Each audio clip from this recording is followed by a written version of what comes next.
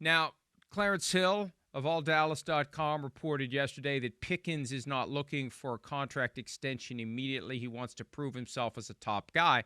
Well, how do you prove yourself as a top guy? That's right. Get the ball. Right. You can't say, go watch the film, I was open, but it was thrown to CeeDee Lamb instead, or Jake Ferguson or somebody else. You need the ball. He wants to show he's a top guy this year. And the question becomes, if we say he's not looking for a new contract right away, when? And the schedule is going to be important here, because when's the bye week? And if he gets off to a great start through 7 or 8 games, and then there's 2 weeks until the next game, is that when he starts jostling? And then at some point, you get close to the end of the season, and once the games are over, the injury risk goes all the way off the player. And the player can just say, let's see what happens. And if they get through the season, if he has a solid year, if he makes himself attractive to other teams based upon how he plays and conducts himself this year, you get to the end of the season, you just wait until the franchise tag deadline comes and goes. Let's see what they do. If they apply it, they apply it. If they don't, they don't. And if they don't, then I'm going to be a completely and totally unrestricted free agent. A lot of it depends on him, though. He's got to make himself. And maybe this trade process, Chris, gave him maybe he'll change an involuntary dose of humble pie. Right. Because, I'm available. They're gonna look around. Just wait. They're all gonna line up for George Pickens. They're gonna be lined up out the door. This is gonna be great. There's only one team. Only one team was interested. Maybe I do have to do some work to make myself more attractive to other teams. But still, like you said, the pressure's going to be on the Cowboys because he's going to expect to have a chance to prove that he is the guy that we've seen flashes of. Right. And, hey, this is, and maybe it's irony, maybe it's coincidence. I don't know, and I don't care. But what did we say about DK Metcalf all the time he was in Seattle? Supreme talent, and they don't do enough to scheme the ball to him in all the different ways you can get the ball to this guy. Right. We said the same thing about the Steelers and Pickens. Yes. So the Steelers bring in a guy who has untapped potential because his prior team never showcased him the way it should, and he replaces the guy who has untapped potential because the Steelers never showcased him the way that they should. So it'll be funny to see what the Steelers do with Metcalf, and interesting to see what the Cowboys do with Pickens. It definitely will be. And I think the other thing off of that, Mike, right there, though, too, there is a difference. And the biggest difference there, when you really break that down, too, is that DK Metcalf's been in the league longer, right? He's had more success. And there's been way less issues with him compared to George Pickens in that period of time where, yes, he didn't get the ball as much as he should, being one of the freakiest athletes in the sport. And we've seen what he can do in certain games where every now and then where they do feed him, you just go, oh, my gosh, he's taking over the football game. This is incredible what he's doing here. So, I think with Pittsburgh, they went and look, this guy's a worker. He wants to play. He wants to be great. He needs a new change of scenery, and I think they will feature him. And I think they knew they were going to feature him, and also within that, knowing that they were not going to be able to control George Pickens off of that. And I think that's what the most amazing thing about this is, really.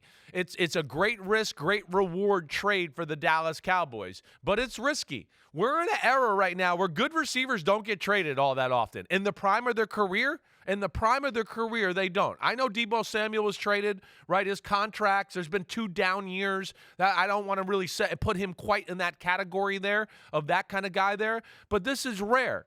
We're seeing the great football teams are going, no, we need 2 awesome receivers right now. Kansas City's been the only team that's been able to get away with that, and we know the reasons why.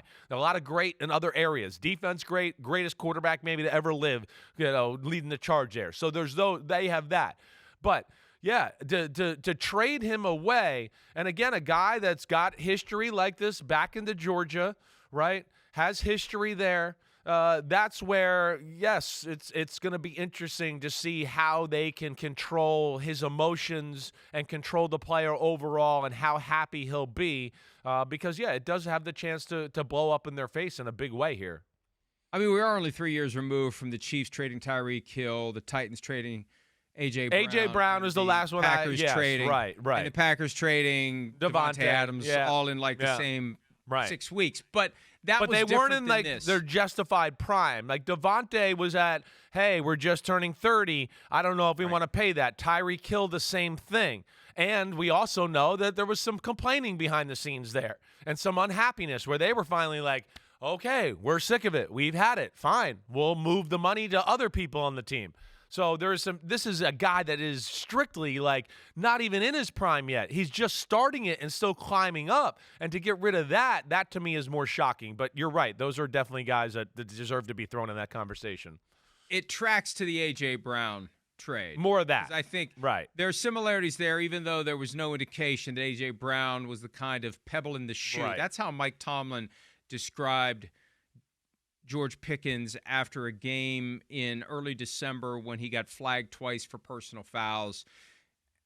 No, I'm sorry. I got that wrong. It was the prior November when there was kind of a mini meltdown during a Thursday night game against the Titans.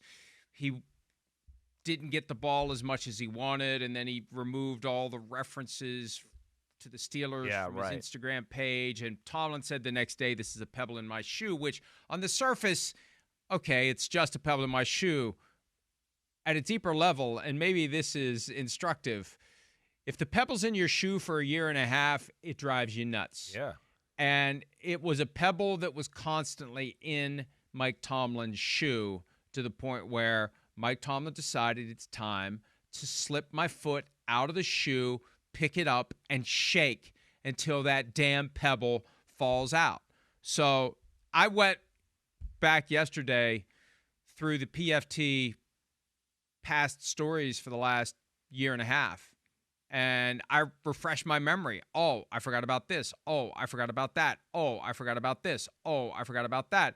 And it makes it seem even more inevitable that this trade was going to happen. And that's why I felt so certain when they got DK Metcalf. That's it. That's all, folks, for George Pickens and the Pittsburgh Steelers. So let's do this. Well, we see again, too, the value and what we're seeing with teams of like, we just want a guy that wants to be here, that loves football. You know, that's volunteers, not hostages. Exactly. It just speaks to this as a ongoing thing in the NFL right now that seems to be more prevalent than ever before.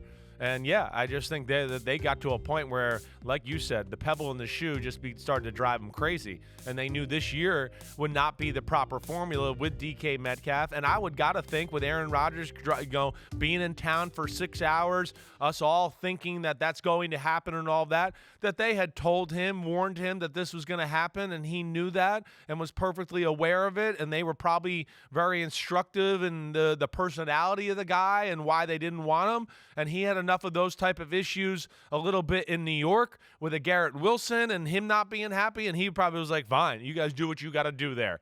But if I'm coming to play quarterback, yeah, let's just try to make this as harmonious as possible, and I think that's what they're trying to do. I'm glad you raised that point because there's no way they didn't do this without their soon-to-be quarterback, as everyone believes and expects, including Art Rooney II, who said he does want to be here 13 days ago. That's one of the little nuggets that got kind of got overlooked during the draft. Yeah, it got consumed by all things Shador, and then all crazy things holding the shirt Belichick on Sunday. We just kind of never really gave that comment from Art Rooney the attention it deserves. But we showed the clips of George Pickens' fouls against the Bengals in that game from December 1 of 2024. Here's what Mike Tomlin said right after the game of Pickens. He's just got to grow up. This is an emotional game. These divisional games are big. He's got a target on his back because he's George. He understands that. But he's got to grow up. He's got to grow up in a hurry.